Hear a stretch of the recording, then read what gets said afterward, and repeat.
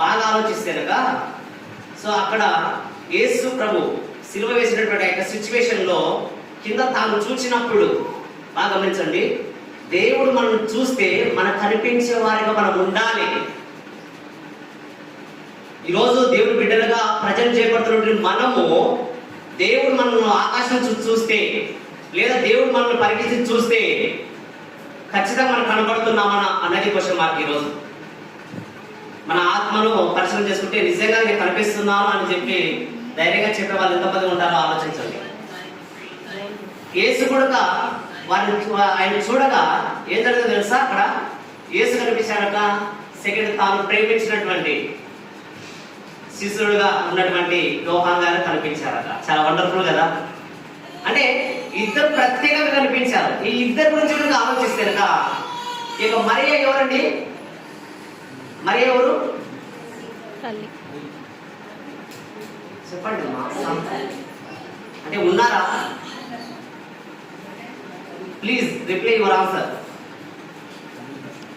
యేసు యొక్క తల్లి మరియా. ఈ మరియా ఎలాంటి వేలో ఉన్నప్పుడు దేవుడు ఎన్నుకున్నాడు తెలుసా? నేను కన్యకగా ఉన్నప్పుడు, ఏ వ్యక్తి కూడా ఆమె టచ్ చేయనప్పుడు. అర్థమవుతుందా? అంటే ఎంత పర్ఫెక్ట్ గా ఆమె ఉందో, ఎంత అద్భుతంగా తన యొక్క జీవితాన్ని భద్రపరచుకుంటుందో చాలా వండర్ఫుల్ అనిపిస్తుందండి. సో ఆ యొక్క కన్యత్వంలో ఉన్నప్పుడు దేవుడు ఆమెను ఎన్నుకున్నాడు. ఎన్నుకొని సో నీ ద్వారా తాను క్రీస్తు అనేటువంటి వ్యక్తి వస్తాడని చెప్పి చాలా అద్భుతంగా ఆమెతో మాట్లాడిస్తాడు.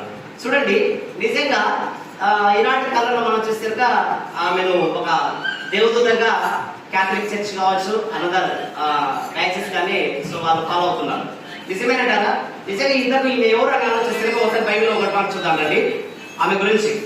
లూకాసు వార్త 1:32 యేసు ఇద్దరు వ్యక్తులు కనిపించారు. వాళ్ళిద్దరి గురించి మనం తెలుసుకొని ముందుకెళ్దాం.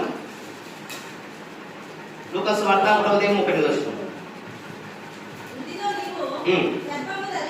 ఓకే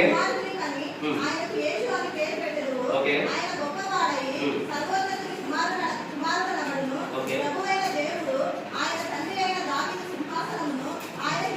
ఓకే చాలమ్మా. ఇక్కడ చూడండి 1:32 మనం చూస్తే కనుక, అందుకు మరియా, ఇదిగో ప్రభు దాసురాలను, నీ మాట చొప్పున నాకు జరుగును గాక నేను. ఈమె ఎవరంట? ప్రభు యొక్క దాసురాలు. ఈరోజు మనం కూడా దాసురాలుగా ఉండాలని దేవుడు ఇష్టపడుతున్నాడు.